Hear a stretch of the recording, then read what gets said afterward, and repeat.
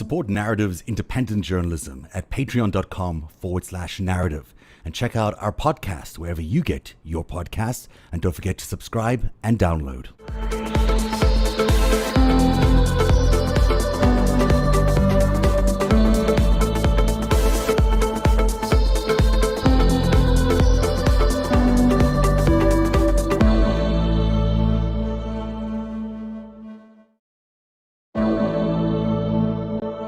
Hello, everybody. Welcome to Narrative Live. It is officially the end of the Republican National Convention week, which is a relief to all of us, I'm sure, because it's been lots of late nights, too many late nights. Welcome, guys. LB's here, our very special guest. Hi. Noel Kessler's here, and Eric Garland, and Greg Oliar is here. Nice to have you guys with us today. I don't know what your guys' thoughts were. It felt like they were not running very much new at the convention this week. The same slogan, "Make America Great Again," and pretty much the same policies with a little bit of amped up fear and loathing. What is your takeaway, Noel? You know Donald Trump pretty well. What was your takeaway? Yeah, I mean, it was the same thing. It was a MAGA rally with a little more cocaine and a little more, VIP access, it seemed like, And it was exhausting to watch it. I was clean shaven on Monday, and just a couple of days. Last night took a long time. I mean, he was droning on at the end, and just droning on. And I don't know what he sounds like on a daily basis, but he certainly sounded very, at least at that time of the night, quite sleepy. Yeah, that's very late for him. I tried to warn people on Twitter. I mean, he's exactly. He's a sundowner. I mean, we would be done. Oh, really? You get an hour of work out of him. He doesn't work. He gets up at 10 o'clock he watches TV, watches the remnants of Fox and Friends, and then that's it. That's it. And then when he ran sundown? Exactly. He has the meatloaf hour. He always has to have meatloaf. That's his dinner, like his regular thing. And Wait a minute. Yeah, they call it the meatloaf hour. Yeah. So if you're taping with him, you're going to run up against the meatloaf hour, which is like 6 o'clock, 6 to 7. He has to eat meatloaf no matter what you're doing, or a cheeseburger or something. He has to have his dinner. Now, the other person that who's very, a lot of the people who were involved yesterday, Ivanka pretty well, Eric Trump very well, Don Jr. as well, and then, Melania, right? I'm presuming I'm naming all the right people. But you also know Mark Burnett, who is the executive producer of the broadcast. Tell us a little bit more about how you know Mark and how long you've known him and what impact he had on the broadcast yesterday. Well, I've known that was all Mark. I mean, he sent his producers, which weren't really, they were like B-list guys that would get his coffee, and they got a credit as being producers, the people that were involved this week. But, it was I've known him, since the mid-2000s, since I started working on Celebrity Apprentice. And that was all Mark Burnett. I mean, it was a continuation of when Trump was elected, Mark approached him with an idea that they would take him from Trump Tower down to the White House on the back of a motorcycle. He wanted to have a gang of motorcycle. This is a true story. I'm not lying. He wanted to have motorcycle, escort of bikers bring him down to the White House. And he was talked out of it. Trump was talked out of it. But so that was all Mark Burnett, and you could tell it was a television production because that revamping of the Rose Garden sort of came out of the blue. So besides an opportunity to sort of grift a little more money, they were clearly taking those trees out for a crane shot. That long walk of Melania down the hallways and stuff, you couldn't have done that in the Rose Garden as it existed 6 months ago. So that was clearly Mark or somebody went in there and did a site survey. Right. They absolutely did. They did a location that they prepped it. They said, what are we going to do? How are we going to stage this? How's she coming out? And they, exactly. I actually want to show you what the difference is. As well. Noel, I hope we can still hear you, and I'll put you where I am. So if you look here, this is the Rose Garden as it was, and then on the right is what it looks like now. So it doesn't look like they've done actually very much. They've sort of have added this walkway, which I think must be for a crane, right? I mean, it must be because they want to get a crane up and down there. Otherwise, for a TV production perspective, there's no even area to put a crane somewhere else. And it looked like a lot of the shots came from there. And then on the right-hand side, it looks like they've taken away some of these great rose. I mean, they must be, well, they're not rose trees. They're crab apple. Yeah.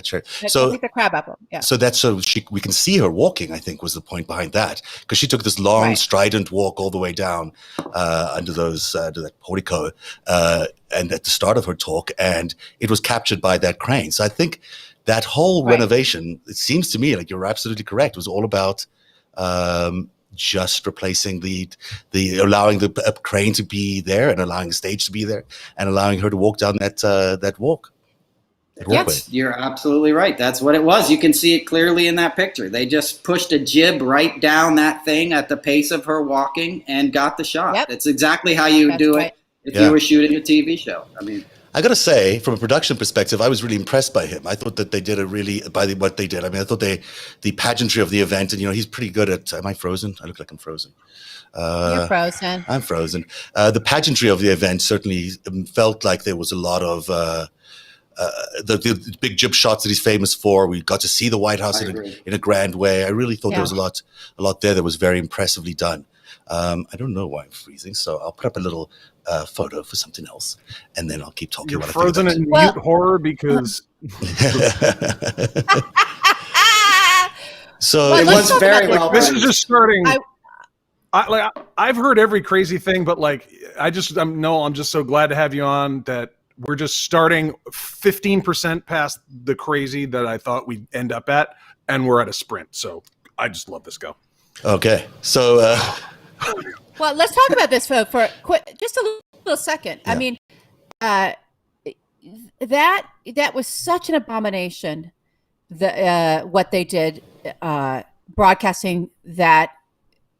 What the hell was that? I don't know, that pageant, the Trump pageant show, from our house, from the White House, and we can get into all that. Everyone is even a little bit informed. It understands what they were violating by doing that. And that these people don't care. This family doesn't care, right? No. But I want everyone to take a minute and really hear what Noel just said. There's even reporting on this. It is Mark Burnett putting this on. You cannot have these fascist family-run regimes at this level, at the level of the United States, without major propagandists, professional propagandists, people who come in with skill sets and power and money and ability and can pull off that kind of pageantry. And in our town, we still, Noel's on the New York side of this, I'm on the West Coast side of this. This man, Mark Burnett, is still completely coddled by our town. They can continue to prop him up. They continue to buy from him. He keeps producing shows. He owns and runs MGM. They're still doing output deals with different producers. They're still hooked into doing distribution with larger studios as well. This is an abomination that this man is still flying high. It is. At the top of our society and at the top of our industry. He should be shunned forever for what he is doing. He actually constructed the entire myth that is Donald Trump. I mean, if you remember correctly, Donald Trump was not as rich. You were telling us this last time you were here, Noel, that, wasn't as rich, or at least didn't live the lifestyle that he lives in the show The Apprentice, that they kept having to dress up his offices and his even in editing, I think they were told to make sure that all the non-rich stuff was sort of cut out, and that he was made to look more affluent than he was. I mean, that literally is the definition of a creation of a myth. And for 14 years, right? I mean, that was on the air for a long time. Right. NBC. 14 years. Yeah. No, continue. No, go ahead. So I'm interested in your perception of how Mark Burnett helped shape all that. Well, while he was creating the myth, when he came in, they had to rent furniture for his offices to make him look wealthy, and he had the leased helicopter with his name on it. So they put Trump in the helicopter and shot all the B-roll of him surveying the city like he owned it.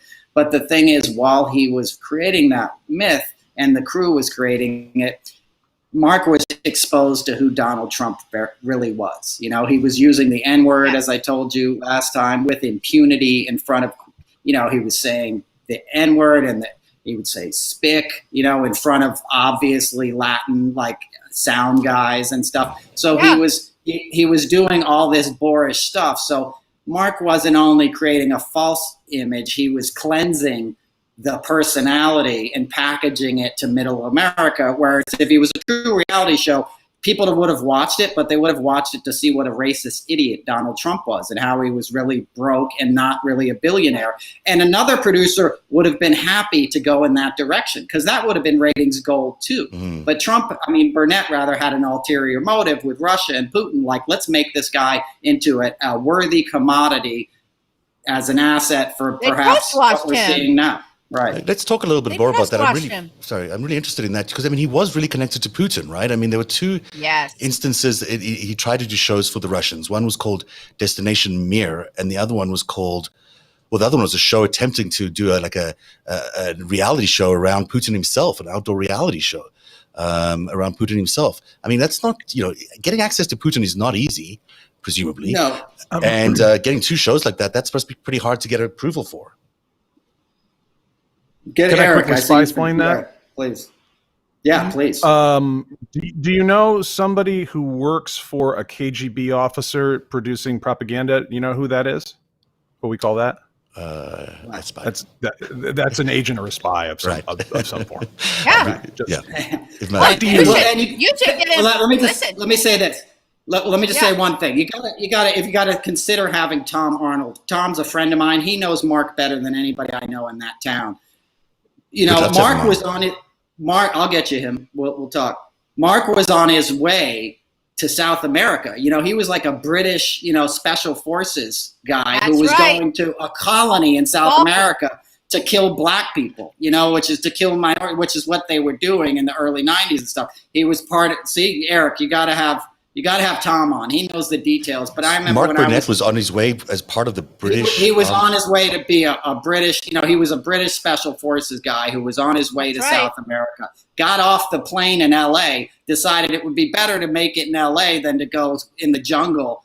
Fighting for the waning British Empire, and became a nanny. He was like a male nanny in Malibu, and that's how he started his. He fought in the Falklands, right? Didn't you say he fought in the Falklands earlier? Yes, he did. And he was on his way back to do some sort of like underhanded kind of like military operation. I'm not an expert on this. Tom has literally gotten a fist fight with the guy at the Emmys last year. Tom is your man to go. Right. I'm telling you, Tom is he knows it all because he knows Mark's number. Mark was begging Tom, and he knows Donald Trump too. Very well. And he's got great anecdotes of taking Donald to the Playboy Mansion and stuff, and taking Eric to Hawaii to try to get him sober because Trump had disowned Eric Trump at one point. Donald had, So you gotta have Tom on here. Well, that we definitely will. The things you're looking at in the middle screen here is an article about the Destination Mir show, which was going to be a show about their space station, I guess, about the Russian space station, and then the other one is him. Pursuing this reality show in 2015, which I thought the timing was really interesting. I didn't realize it was that late. So this was about the time that I guess Trump was starting to think about running for the presidency. So, and he's at that time, he's in contact with Putin at that time. Hell of a back just channel. Before he runs the inauguration production. Channel. I mean, that's hell of a back channel. In fact, it almost feels like, I might be guessing here, but it feels like maybe Burnett talked to Putin about Trump being a president, running as president before. It feels like that's maybe the origin of the conversation. Could be.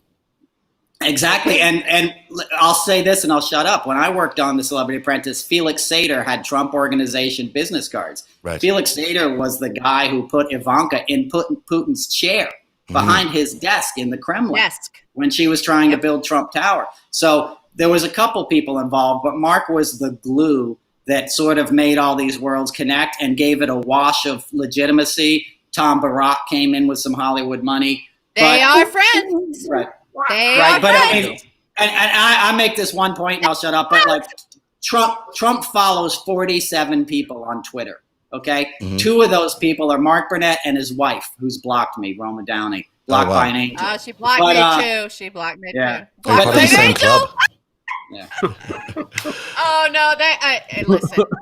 There's a lot of nervous people in a little Malibu clique every time I come on here and we start talking about this subject. Mm-hmm. You just are. We spoke about the people not getting anything new. There was no new slogan, but the women of the Trump family got nice new dresses. All of them. Look at that. They had very expensive outfits all week long. This last one on the green one, it was $3,000 for the dress. But let's go through some of them. So this is the military look that she wore on her first speech. That was a pretty good speech that she made. Who's military, Eric? Who's military, Greg? Whose military might that be? Doesn't look like ours. Doesn't look like ours. It doesn't look like ours. Matches Fidel Castro pretty well. It does. It has like a Che Guevara kind of feel to it. Yeah. And I know many of you will be wanting to wear it, wearing a look like this at least. Now, how do I get that look? Yeah, how do you get look? I know it's too, some of us might be a little expensive for some of us. Who wore it better? But I was able to find a couple of alternatives online. Here you go. You can find these, and these are just like $18.99 each, and they're available for Halloween. So you can wear the Che look then. And also, as a special announcement, I've just heard that Ivanka and Eric are doing a special edition action figures for. Look at them, and in a tribute to their stepmom's, outfits on the RNC. They'll be available at the MAGA store at a discount. Because they love each other so much, and they're in Mission. How were they together, Noel, behind the scenes? They hate each other. Let's hear a little bit about that. There you go. They hate each other. Ivanka calls Melania the junkie wife, and you saw a little bit of their relationship. Did you see the clip yesterday? I got it. Yeah, we can pull it up. When Ivanka passed Melania. Well, think about this. Ivanka said something to Melania. She said something snarky to her. I guarantee you, because that's what that's how you do it. That's how it's done.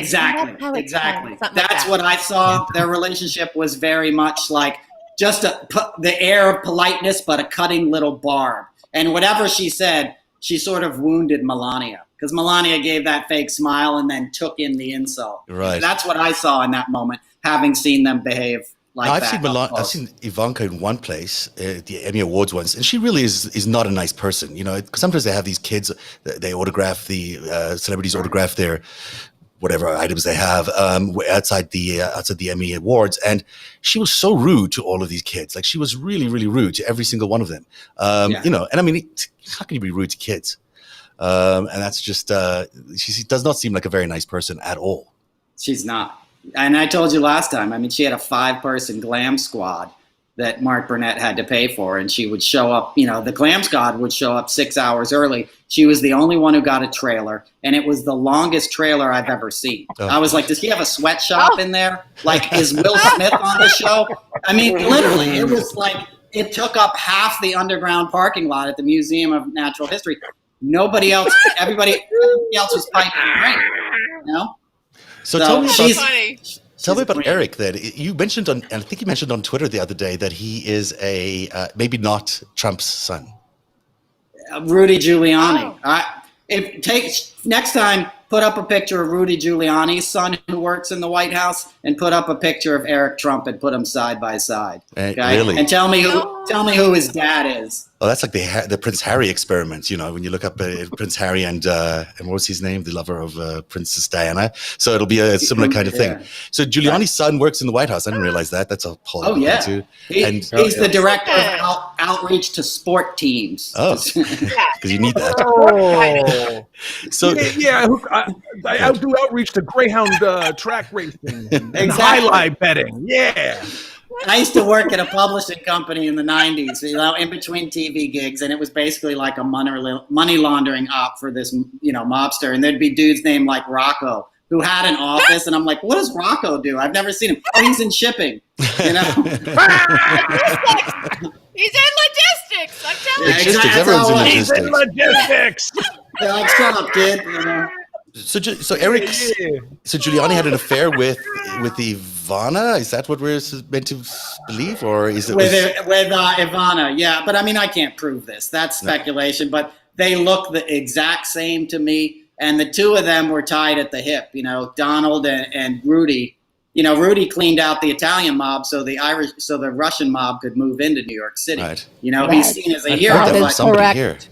I think that's somebody who first said that years ago. Exactly. Yes. So they've been business. Look at Rudy last night. He's lying. I was in Manhattan the last 2 days. It's not this hellscape. It's not Escape from New York. Everyone's actually relaxed because the cops have basically disappeared from the harassment crime standpoint. So there is a lot more graffiti, which I happen to like. I think it looks good.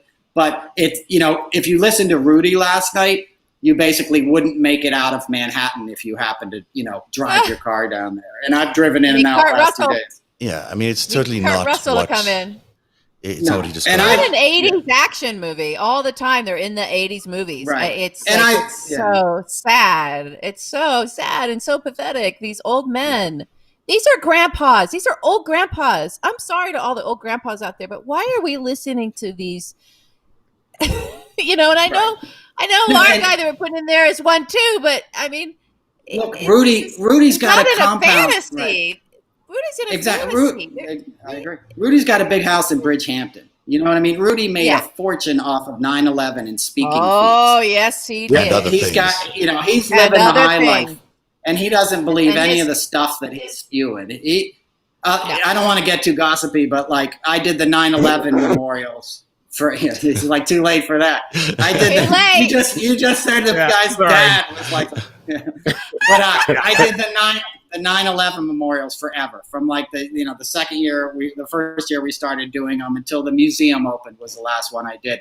So I would do like the VIP tent. So we'd have dignitaries come down and read out a name in front of these children, which I watched grow up. They went from toddlers to teenagers in the 10 years after 9/11. I did the show. Rudy is the only guy I ever saw come to that and smile. He would come in and smile in the VIP tent. His wife, Judith, hit on me one morning, and she was like giving me the eye and checking me out. And then I saw that Rudy was aware of it, and she goes, "Who is that guy?" And Rudy's like, "He just works at the mayor's office. Like, he's just somebody." And I didn't. But Rudy was just like, "God damn you, why are you always hitting on every, I mean, it was pretty funny. His whole role in 9/11 is still very much under debate, right? I mean, there's still there's no debate about it. The guy exploited 9/11. Yeah. First of all, 100%. we see the image of him on 9/11 of he's coming out of this building and there's dust all around him and stuff. Mm-hmm. The only reason that happened is because he unilaterally moved the Office of Emergency Management to 7 World Trade Center, which is fucking stupid because that's the place where everybody wanted to attack. The WTC complex is the place where the terrorists were going to attack. They'd already attacked it in 93. Rudy went against what everybody had said and put it there. So basically he was wandering around looking for a spot to make a new command center because he didn't listen to the experts, right? So, but on TV, the optics were great because, oh my God, it's this guy and he's walking around and isn't he a hero? Exactly. No, he's a fucking moron. And yes, he talked well that day. And yes, he projected calm in this stuff while Bush was pretty much AWOL for most of the day. But how many people wouldn't have done that as a mayor of a city? Like, is that really I just can't imagine Rudy would have been the one to run into a disaster. And, he just doesn't strike me as the guy who would actually do that. And he did that day. And I was like, well, why would he do that? If he's such a... Yeah. He did. Greg is right. It was a photo op. He knew that if something happened, it was going to happen down there, and he would get the opportunity to walk from City Hall downtown. And just like Greg just described, he would look like a hero, a general marching into battle. And let me say one thing, and Greg knows more about this than me, but I lived downtown after 9/11, and we moved to 180 East End, which is right across from Gracie Mansion, right after 9/11. And so I lived there for years, but that's across the street from Gracie Mansion. So when I looked down into Gracie Mansion, into the driveway from the that's a good view. It's a nice apartment.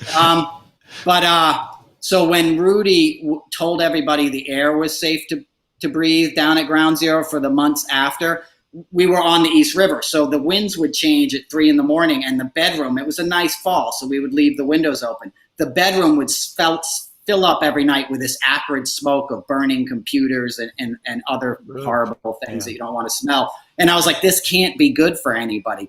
And I would notice that every night when Rudy came back from City Hall, after he told everybody to breathe the air, he would get out of the SUV with a mask on his face. You know what I mean? And I noticed it. I was like, he's telling everybody, but he wore a mask into November and December. So that's interesting, he's not breathing the air. Because that brings up the mask situation that we're having right now.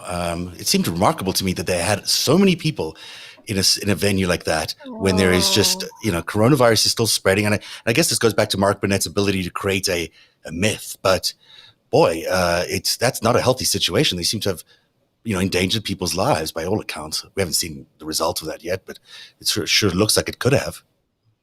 Nazis don't care if people die. That's kind of what it means to be that.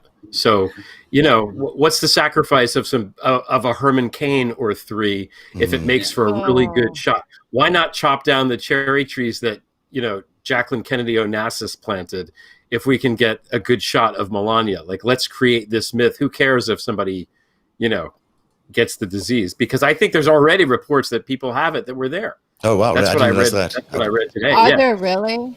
So I don't know. I saw it on Twitter, and I have not verified it, but I saw.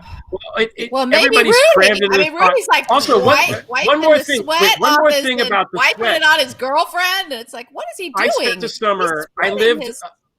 I lived a summer in D.C. between junior and senior year of college, and August in Washington, D.C. is brutal. It's like Vietnam jungle. Yeah. It's hot and it's humid. And I think last night was one of those nights, which you could tell by Rudy sweating like that and Trump probably being tired and feeling it. I'm sure they have stuff blowing on him to cool him down up on the I think they stage. did. I saw Ivanka's hair was being blown by a professional fan. It must have been. It wasn't wasn't an accidental blowing. Yeah, it's brutal. Washington was not good at surveying land in that respect. Now, do they really it's think? Really not. Sorry, but do they really think that this is going to work on America? Like, does America not? I know people at the coasts don't believe it, but are people in the middle of the country going to believe that everything is now normal? Because look at that. They showed it to us on TV. Mark Burnett showed us on TV that it was normal. Well, that's a great departure point for what's really going on here and doesn't make any sense. Because if you know how electioneers, like the election engineers, work, and they know what makes a campaign. Number one, people vote with their pocketbooks. So I think the 18%. Unemployment, we've got the stock market high. So what? People aren't going to work. Kids can't go to school. That is the stuff that cuts through to the real America, which is not just in the middle part, but, same concept. And you can, this is how they got into this mess is Mark Burnett, when we weren't talking about his, whatever he did in the Falklands or whatever the hell, when he was getting recruited for whatnot. We didn't know that. We didn't realize Trump. No one took Trump seriously until it was too late. It was a different media environment, and now we know how deep this goes. And they're trying the exact same play because they only have one playbook, and it isn't the one that fits with the actual American reality. Public. Yeah, you can weaponize certain people to go screaming insane Karen or shoot somebody. You can weaponize people like that, but it is really hard to propagandize your way out of somebody who was working 40 hours a week with full benefits, now working 11 hours a week. Although their lights are being shut off. But the fear thing is what they seem to be striking at, right? They seem to be believing that if they scare America enough, it'll be okay. But they're not scaring them with coronavirus, which is the thing that they should be scared of. They're scaring them with this faux myth of a black urban uprising that's going to swallow up the suburbs. And it's working. I mean, I grew up in Putnam Valley, northern Westchester, 20 minutes from where I am now. And I went to high school with the children of the people that sort of compromised the first white flight out of Manhattan. The Italians and the Irish that were like tradesmen and contractors and stuff and moved up into, New York State out of the Bronx, out of Manhattan, out of Queens and Brooklyn. Now those people's children are my age. Their children are now in their late 40s and 50s. And so they grew up hearing the fear around the kitchen table of like, the city used to be great. And then they let the minorities overrun it. And now it's just this hellhole. And so these kids were already sort of indoctrinated and ripe for that message. Because I see it working. I see people here in northern Westchester that are they're into Trump and they're buying the propaganda. They're the fear. scared. They really are scared. You work exactly. You think your house, their $350,000 or $500,000 houses, that's most of what you have on this planet. So if you think it's going to lose a property value and somebody's going to come and attack your children, and you're already inclined to be racist, and your whole world has already sort of been white, and that's always been the unspoken rule of the New York area, is that the minorities stay in the inner city and we get the suburbs now. It really does feel like that's working. I mean, it does. And with the semiotics of last night, it does feel like it's going to still have an impact, at least. Maybe not working completely, but having an impact. Sorry. I think it has an impact. I want to say this. So I'm in one of those weird pockets too, on a coast, but it's a moneyed environment, and it actually ends up being kind of conservative in an area that the moneyed environments typically are not, but they are here. I'm in this sort of a horse country area. So here's where I think the rubber meets the road with all of this. So it is going to work, and we do need to pay attention. And I hope that that the protesters, folks that are willing to put themselves out on the street and get out there and keep pushing and pushing and pushing for equality and rights and around these social issues that really do need to be highlighted, I think, with civil, showing, with protesting, with marching. I do believe in that.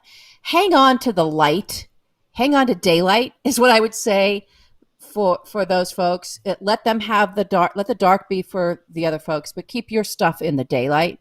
That's going to be very, very meaningful and impactful. And there's a symbolism to that and an importance to that. Outside of that, this whole thing with the semiotics and the false narratives and, Donald Trump and all his kids getting up there and saying, this is Biden's America. It's like, no, this is your America, fuckers. You're in there. Like, this is all happening under your watch, and you're all powerful, and yet you can't bring this to a stop. It's just getting worse. And this is your big thing. And it actually starts to fall apart around all of that.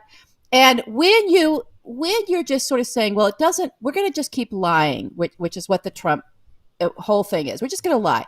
So just on something basic like this, his ratings were way lower than Joe's, than the Democratic National Convention. We had better ratings, way better ratings. Donald's were down. But he's going to say, we had better ratings. He's going to pronounce that he did. Well, that might work with your base of because they don't really care and they're not paying attention.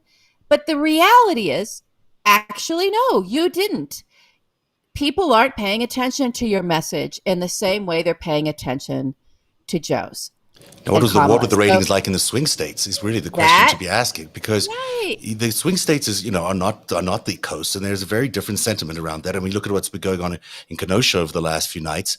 It certainly looks to anyone maybe it wasn't targeted at Wisconsin, but it could be targeted at Wisconsin. That is the swingiest of swing states, and if those kind of events happen on a local level, it certainly amps up the fear in those areas. Even in that, I think folks are really clearly seeing what's going on and figuring it out. It's very obvious now. And this is not to say to sit back and just say, oh, it's all going to be okay. Remember that in 2016, there wasn't the turnout that we actually needed and that we must have this time, just even for Democratic registered voters. And everyone needs to really pay attention to their status as a voter. Make sure that your registration hasn't been messed with. Make sure they're not using the census to screw around with you as a registered voter. There's all kinds of weird tricks going on. Everyone needs to be clear about, am I registered? Am I good? Am I going to be able to vote? And figure out the best way for you to vote based on what state you live in, so that you know that your vote is going to be counted. That's super important right now, and that's where a big focus should be. And the other big focus should be actually on something that we've all been doing all week. You got to give to Joe and Kamala. You have to give to that campaign. They really are going to need every single penny. And that is something important we can do. These are actions we could take. And then, Eric, you had an amazing action this morning that you put out. Oh, yeah, that was something great. people should do. It was great. And I can't Yeah. get everything Talk loaded about up that. here. So you're going to tell people about it. I'll add it in editing later What on. they need to do. We need to be in action now. We're all talking, tweeting. That's all great. But here's specific, measurable things that you can go out and do. And that's where everyone needs to be. They need to get shift into that mode now. Now we're in the action mode. You mean complain about the Hatch Act? Yes. That thing. That was a good idea. First of all, that came from Andrew Rose Gregory, one of the fabulous Gregory brothers who make all sorts of amazing viral musical content for years on YouTube. Just some of my favorite musical family, and he's an awesome guy. And he's the one who's like, pity the poor people at the Hatch Act unit, which opens in 13 minutes. And I was like, I've got an idea, because I lived in DC, and I know, like, for example, if you don't think that your elected official cares, they have a whole matrix for how to value you sending them an email, you making a phone call, you writing a letter, and you showing up in person at one of their offices, including the one in Washington or the one back at the local office. When you show up with shoe leather, dress nicely, please, be polite. And when you write a letter, they consider the will of somewhere between 50 and 500 voters. When you take the time to go, I'm thinking this, they know very intelligently that there's many, many, many more people who would not do that, but think the exact same way. When you create a record in the federal system, the bureaucracy is amazing. And one of my mentors, Very Coates, wife of my dear mentor, Joe Coates, she used to say, when everyone was complaining about bureaucracy, she'd go, bureaucracy, savior of civilization. And it kind of sounded snarky, and it wasn't. And we know it now. Yeah. Just absolutely. The same thing that slows you down at the DMV is what slowed Trump down. And they would have loved to rip apart the Department of Labor, to tear apart the Veterans Administration entirely, to take out the FBI. And they couldn't. It's too slow. But here's the thing. When you put your 2 cents in, when you file a Hatch Act complaint, a real one, here's the form. And it's not that hard. Here's the form. Who'd you see? Where'd you see it? What'd they do? Here's 5 check boxes, because this is what the statute says. There's all kinds of stuff. You don't have to have like been that. there. You could have just seen it on TV. Not on TV. Happened right in front Thank of us. you, Mark Burnett. So every single person who watched that show could. Oh, that'll be fantastic. Thanks, Mark Burnett. So everybody basically can do this. Okay, and there's So all these violations. Probably It's be like, for free. yeah, there's probably like. And we're gonna put all this on our Twitter accounts right after this. It's very hard to do this live in a show, but I was gonna try to put some stuff in Periscope. I'll see if I can. I don't know, but just go to our handles, go to our Twitter accounts right after this show, and we're gonna re-up this. What you can do with the Hatch Act. We're gonna re-up the link to donate to Joe and Kamala. This is sort of our push this week, is to get you in the mode as an audience at all the Republic of thinking, there actually is stuff I can do. Go register. Get on top of your registry. Like, we just need to all be in action. And especially in swing states. I mean, I'm still focused on the swing states, because I think that's where, if you know anyone who lives there or doesn't live there but can vote there, it's really important to get them to vote there, because I think that is still going to be very close, no matter how you slice it. Every time I look at the opinion polls out of those states, it's still quite close. Not as close as it was in 2016, not even close to that. And some states like Kansas might be up for play. Who knows? North Carolina looks Alaska like is. Yeah. North Carolina looks like it could be flipping. For God's sake. But Texas it doesn't guarantee. Well, I don't know if Texas will flip, but we'll see. Could be. It's closer than it's ever been in my lifetime. It's not amazing. It could be an incredible sweep. It could be amazing if they're able to. It's going to be an ass kicking. Can I say something about fear now, Zev? Yeah. Is it time? Fear is good to talk about. I just want to point out, I think that I felt this week, and I know that most people on our side felt fear and anxiety and stress. And we've felt this all along. We've felt this for the last 3.5 years, but this week it was more acute. I felt it. And I know that people in my universe felt it. It was almost like a cosmic, metaphysical force of fear. And I don't think it's any coincidence that Trump had his little fascist palooza this week.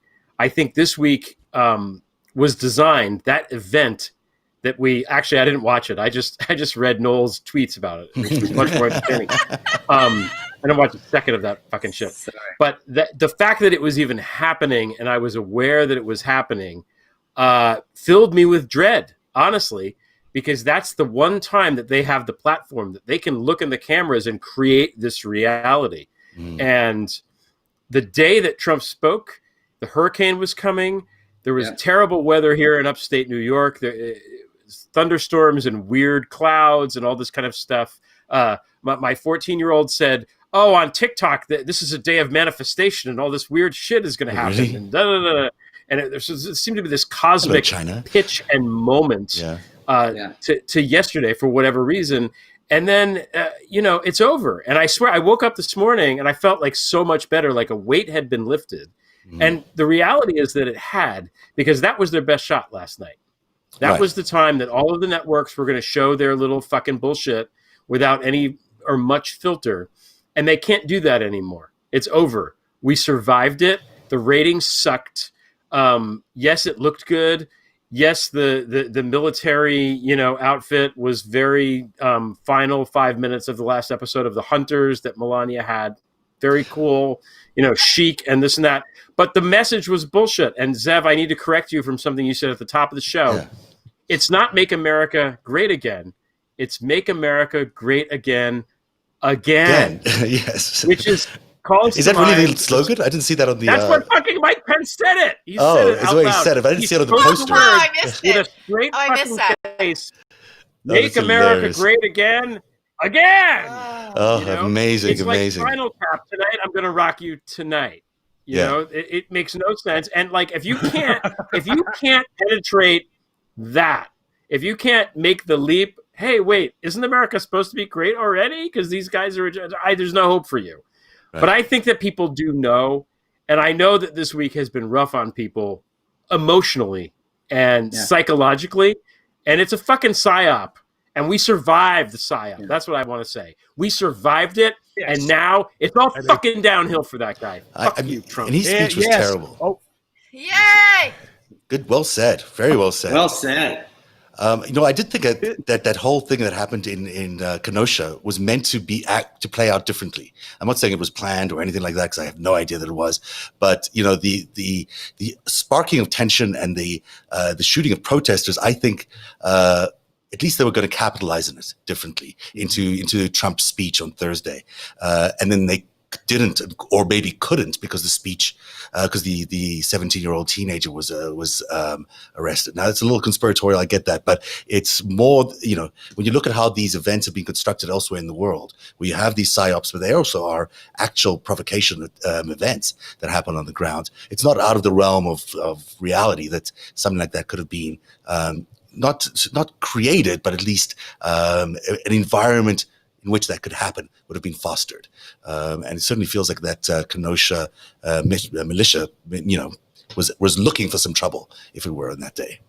Yeah, I think, we're going to keep our eyes on it. I think, just to round that out for you, it absolutely is an expectation of, they're drumming up the optics that they want to run the propaganda that they've already got in the can, right? Like, they have their phrases, they have their... I love what Dan Rather said. I think it was today. Like, so wait a minute. Where Donald Trump's re-election strategy, his message is re-elect Donald Trump so that he can save America from Donald Trump's America. It's like this is what he said. It's true. But if you think about it, that's what's going on. But they have, they have their shit together. They get their memes ready and they get their semantics ready. They've tested it, and then. It's not so much I don't think it's that conspiratorial because we have seen this, this is what Paul Manafort did in the Ukraine. This is what he did. It's what to get it going. It's at Facebook. Facebook overlooked the Kenosha militia group page that was a call to action and said, get your guns and get over there and save this country.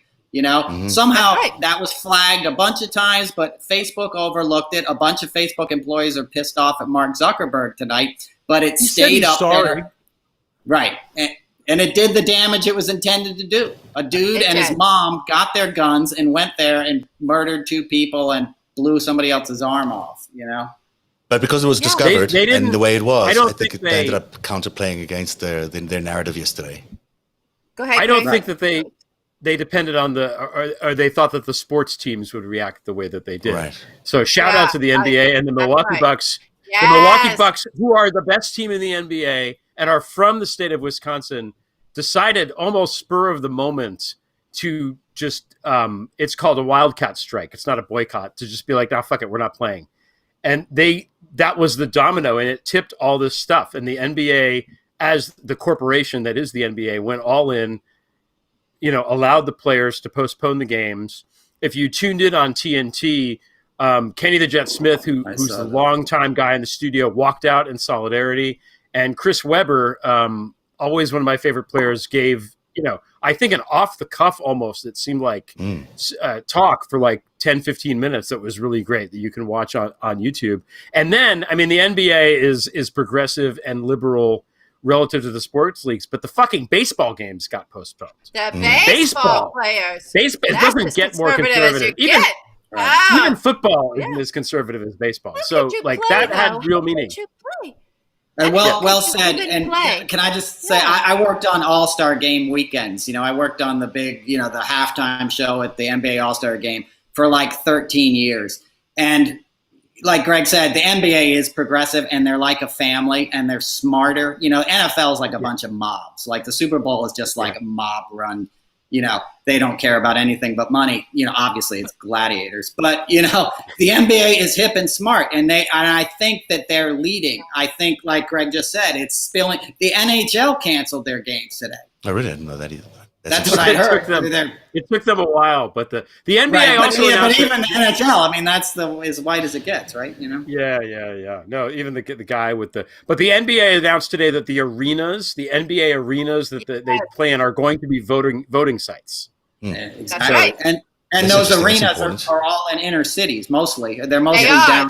They're mostly downtowns. Right. Strategic location, a wonderful location, and a hard location to intimidate voters, which, as we know, Trump has already attempted to do by sending the military and law enforcement. Yeah, I think we're going to see a lot of that. I think we're going to see a lot of militias and people on the ground intimidating voters, and you're going to get and you are going to get delays in ballots being counted and ballots being voted, and people not going to find their names registered when they get to the polling stations. It's just the reality of the world we're going to be living in. There's going to be a huge effort to suppress the vote, and that does not mean it's surmountable. Vote early, have a plan, and check. Vote At a lot of places you can check to see if your ballot has actually arrived at its location, so you can track it. I want to ask you about Mary Trump, Noel, because she has been quite remarkably effective, I think, not only by selling her book, but also in the way she's found her way into the news cycles, whether it's through the New York Times or through her various interviews that she's doing. She's been very effective. And she strikes me as sort of probably the only normal Trump, but it must be sticking at them that she's out there saying all these things and the timing she's had. 100%. I think she's really effective. I think normal Trump, she's the only smart Trump. Mm-hmm. She's educated, she's intelligent, she's a great writer, and she is being effective, and she was brought into the thing a little bit. I think she was at one of the White House dinners when he was newly elected, and she said she hoped he would normalize himself or the office would normalize him. And when she saw it wasn't, she wrote that book. They're ignoring her completely because they have no answer to that, especially the Marion Trump tapes that were just released last Saturday. They're dead to rights, and they can't exploit her. Robert Trump, Donald didn't talk to him for 30 years. Are you serious? He fired him in Atlantic City. Well, he was at one or two events in recent years, but he fired him a long time ago, and they never talked. He used his dad. They sounded like they were like really, really best close friends. Yeah, no, they weren't. No, he stopped talking to him 30 years ago. Robert Trump lived in fear. Right, he lived in fear of his, older brother who was a bully. Robert was like a sensitive guy who was kind of well liked around town. He passed away from a disease that they're in denial about. It wasn't COVID. He passed away from the family disease, so to speak. And, really? His struggles with alcoholism were no secret up in Millbrook, where he basically lived in exile for the last 10 years. Oh, wow. And he was part owner of a restaurant, so he'd walk up to people's tables slurring and drunk. And it was a real kind of pathetic scene, in the last few years. And then complications, led to his demise. And then Trump used a photo op to go to his hospital bed, and then took his body from the New York area. He's probably going to be buried in Woodlawn or wherever, the family plot, and shipped it down to the White House to have this send off, and invited the press so they could wave at the casket being put in the hearse and driven away. Think about that. This is a guy who owns a club in Bedminster. He could have had a private ceremony that nobody could have been at his own club in Jersey and driven the body 40 miles up to Queens to be buried. That's what anybody with a means and tact and class would do. Trump's like, no, ship it down here. Let me use do it as a prop for the no? RNC week. Yeah. Right. Exactly. It's that's a what I content. mean. So I say that because that's a normal Trump family relationship. Sons, daughters, brothers, sisters are seen as how they can serve Trump and the family narrative of keeping the criminal enterprise afloat. And Mary shot through that with a silver bullet. Yeah. Whether it's effective or not, she's the first person to say, this guy's a maniac, and he's been a maniac since he was a little kid. And Marion's audio, if you heard like, yeah, he's an idiot. I had to drive him around to every school. He couldn't take his test. That's how they all talk about him. Jared and Ivanka would make fun of the fact he couldn't read on The Apprentice. They project this image that they're all tight. They're not. Tiffany Trump, I didn't know there was a Tiffany Trump. My job was to take care of the Trump family. Okay?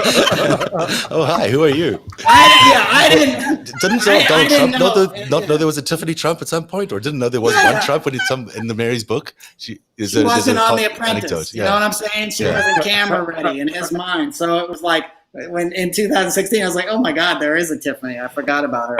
But I think Mary's just impacting so much because I do think people are buying her book. I mean, she sold a lot of books, and I think it's because she's a Trump, people believe her in the middle of the country, I should say. And why wouldn't you believe her? And the things she's saying was as blunt and as direct as Obama was. We're facing the possible end of democracy. That this is not child's play. That if he wins again, the likelihood of another election, a democratic election, is just not very likely. And I think everyone sort of has to sense that and feel that. And to Greg's point about the fear, that is the fear, ultimately. I mean, I think it's real fear. And it's ironic to me that he is out there saying he's protecting freedom. And the way by which he's protecting freedom is by knocking down or locking down on law and order, which is not really the antithesis of freedom. So just to meander a little bit there's I don't even know where I'm getting at, but the reality of the situation is that this fear is real, but the fear is about the end of democracy. And I think that we're all terrified that is coming to an end. Right. Yeah, and let's use the term. Let's use the term. Let's just use the term. I just want to get this term, and then I want to hear it. No, it's about the stakes. And so if we keep putting that word in there, like, what are the stakes? What are the stakes? What are the stakes? And get everybody real comfortable with realizing these are real stakes. And we all have some responsibility for allowing the conservative media bubble and the liberal media bubble for years lob at the other side, right? Of like, oh my God, it's going to be the end of democracy if George Bush gets elected again. Oh my God, it's going to be the end of democracy if Barack Obama gets elected again. So we've cried wolf where we should never have cried wolf because we never could conceive it actually, oh shit, it actually would be the end of democracy. And now we have all these leaders. We have everybody coming out that knows, that would never say these things. They're not pundits on some cable news host, whatever horseshit. This is the former presidents. This is heads of intelligence agencies coming out and saying, this is other world leaders coming out and saying, these are the stakes. These are the stakes of this election. It really is the last election for democracy if you vote this guy back in because he is a fascist. He's a mobster. He's a mobster, everybody. This is a criminal. This is not criminal of like you think other people, oh, well, but George Bush was a war criminal. Fuck you. No, this is something else. This is something different altogether. This is something entirely different. Get your head out of Glenn Greenwald's ass and look at the fucking shit going on. Right? This is the end of democracy. It's the end of NATO. It's the end of the NATO alliance. It's the end of all of the shit that's kept the world from from massive fratricide in Europe, from these horrid regimes, from getting their hooks into us in ways that we could not get them out of when it comes to the second economy and criminal enterprises. This is everything. These are human rights are on the line. Oh my God, get this motherfucker out of there, right? Those are the stakes. Democracy is at stake. All the history of us whining and complaining about that and hair on fire and Karl Rove rolling around the floor about Obama's second term, that was all horseshit. This is the real deal. This is it. Yep. We're in a countdown now to this election, and everyone's got to rise up. Former presidents at the Republican National Convention. In fact, there were no Republicans of any great note, at the Republican National Convention. Everyone seemed to boycott it. It was just his family. Right. And if that doesn't tell you that there's no party structure behind him, there's no party structure behind him. There wasn't even a policy platform. There's nothing there except him. And that's the really scary part, is that once he gets elected, that's it. It's him.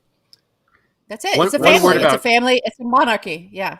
Go ahead. About the stakes. I mean, just what you were saying about the stakes, LB. I think people don't realize. I in my job, I write a lot of history stuff and study a lot of history.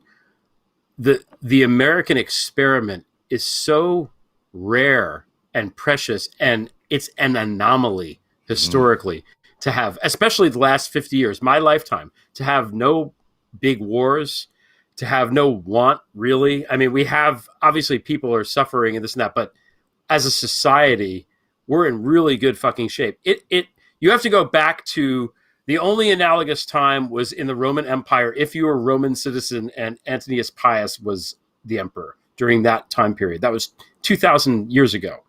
To be in a period that we enjoy here, especially in the United States, but in the Western quote unquote world, of relative peace and prosperity. And it's so fragile. It's fragile. It's so fragile. And, that's it. It's really, really fucking fragile. And that's what we're feeling now. And you can see the historians know. The historians have been sounding the alarm bells for years, and they know. Yes. I mean, not the eminent historian Dinesh D'Souza, of course, but all other historians know. Dinesh. He's my guy. My go-to guy. Historical. Yeah, but real historians who actually know stuff know how fragile this is, and once it's gone, it's like COVID. It's like if you don't nip it in the bud, you're fucked. And this is the moment. If we don't get this guy out now, next year at this time, we'll probably all be in prison. Zev, you'll be okay. I know. Exactly. We're going to have to leave. This is the first. I want Noel to weigh in on that. Okay, actually. No, I can't improve upon what you guys said, but to back it up, Martin McFall, Ambassador McFall, had a series of tweets, or a thread today, they call it, and he said, they call it like you guys don't get that, but he said, a lot of the people in Russia had wished they had acted sooner. Putin was sort of democratically elected the first time, and they're like, he's not going to get that bad. When he started consolidating power and putting his buddies in charge of things and sort of selling off the country to oligarchs, they were kind of like, well, it's probably going to work out. And in hindsight, they all wished they had acted sooner. And we're seeing the same stuff, now, as Greg so eloquently just said, and LB. And here's the thing: like, Putin, as devious as he is mild mannered and sane compared to Trump. The thing you can't underestimate about Trump is that he's a sadist. He's a guy who got off on beating up little girls. He's a guy who ripped his own wife, the mother of his children's hair out, because he didn't like the plastic surgeon she had sent him to get a scalp reduction. So he ripped her hair out and committed a sex crime upon her. Oh, wow. He's a rageful guy. I know that's rough stuff to say, but that's who this guy is. He's a guy who only feels good if other people are suffering. So he's very happy right now because there's a lot of chaos. And all he's ever done in his whole life is break things. That's all he's ever done. He destroyed Atlantic City. He destroyed casinos. That's the real message of Mary Trump's book is, look, this guy isn't like some greedy guy. This guy's a bad seed who everything he touches dies, as Rick Wilson says. And I think that that's a new wrinkle. You know, I say like he's like a Pol Pot type guy. You know, you look. Let's take the wall for example, and I'll shut up. He asked for it to be painted black. They pushed back, and then they relented. So at the very least, the wall is now painted black. Right. So if you touch it, you're going to burn and scald your hands. Right. You know, he wanted to put a moat around it and fill it with live alligators. You know, he wanted to put razor sharp wire on it and spikes. He has bloodlust. He has exactly. That's my point. There's something wrong with that guy, and anyone who's known him since a little kid has known that. He's a sadist. He's somebody who kicks animals. He's just a bad dude. And I'll shut up, but I always say, like, if he had grown up poor in the Bronx, he would have never made it to 20 years old because somebody in the neighborhood would have taken him out. You wouldn't get away with being that sadistic and sort of violent in a cowardly way unless you were wealthy and white and had a father who was protected you and connected to the mob. You know, so completely no empathy. Like you can see, there's no empathy in anything he says, and you know, it doesn't matter that it's 170,000, 180,000, and even to his own family when he was making those sort of forced remarks yesterday about how much he loved his family or about Robert, or you know, it was just all hollow. There was nothing real in any of it. It was just him just saying words that were written for him on a page. And that is terrifying, really terrifying when you think of a US president without any empathy. There's a lot at stake. There's no doubt about that in the next election. Go ahead. Sorry, did you want to jump in there?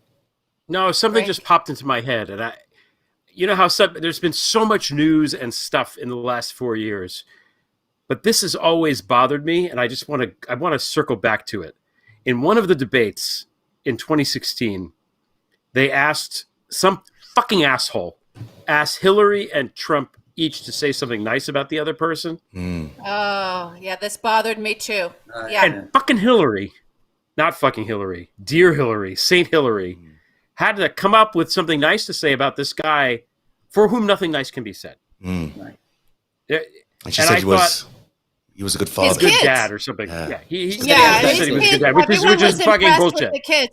Which horrified me because I'm like, oh my God, even you are buying this fucking horse shit about these kids. This I don't think she was buying it. I think that was the only thing she could think to say. I think that of all the preparedness that Hillary had, that question flummoxed her because there is no answer. There's nothing nice about this guy. Exactly. He is, as Noel said, he's a sadist. Yeah. He's a mobster. He's a fucking rat. He would throw Ivanka. He would throw Ivanka, his beloved, into the wood chipper to avoid prison. This guy, right? He's fucking scum, and that's it. Yeah, abomination is the word you use. Is. No, he's a bad seed. Yeah. And what they did to the White House yesterday was just astonishing. I mean, you're not meant to have obviously political events there, but the way they did it, the over the top way they did it, those logos everywhere, the Trump fireworks that went off, it's just so gross and so tacky, and all the expensive clothes and we're having an economic crisis in America, we're having a pandemic in America, and they're spending $3,000 on a lime green dress. You know, and it's like, what is going on with this? How out of touch is this family, and how tacky is this family that no one is even willing to come there and endorse them? Like, no one was there to endorse him at all, other than his family and his, Kellyanne Conway and whoever. I don't think they want people there to. I mean, as much as he wants celebrity, and you guys have no idea how much this guy fucking wants the celebrities to love him. It's really bad. No one can talk about that too, but I think they just want it to be about them all the time. I think that he just wants his family. It's him and his family, not because he loves his family, but because they're representations of him. It's like, here's me and me version 2.0, 3.0, 4.0, me, us. There she is. That's it. She is. There she is, Goya. He had to cancel this. The CEO of Goya was going to speak at the RNC and then didn't. I heard her Vancouver hotel got shut down today. That was Ivanka's project. Her project was her projects were Baku, Panama, and Vancouver. And Vancouver's done. And that wait, can you say that again? I can't hear you over the playing of the violin. Yeah. Look at her. She's so, and I'm so glad, Noel, that you put out a tweet today about go listen to her old tapes. She does not talk. That is not her real voice. She uses that bedroom voice. It's like someone from from a sex line or something. Like it gave her some coaching on this is how Well, you and talk to your father. they gave Tiffany the same training. If you notice this week, Tiffany had Ivanka's voice. You know, the soft sibilant S's. That's how in her real life it's an octave lower, and she sounds like she's from Queens. She actually slipped into her normal voice a little more last night. I think she made a conscious choice, like I'm going to be a more forceful speaker.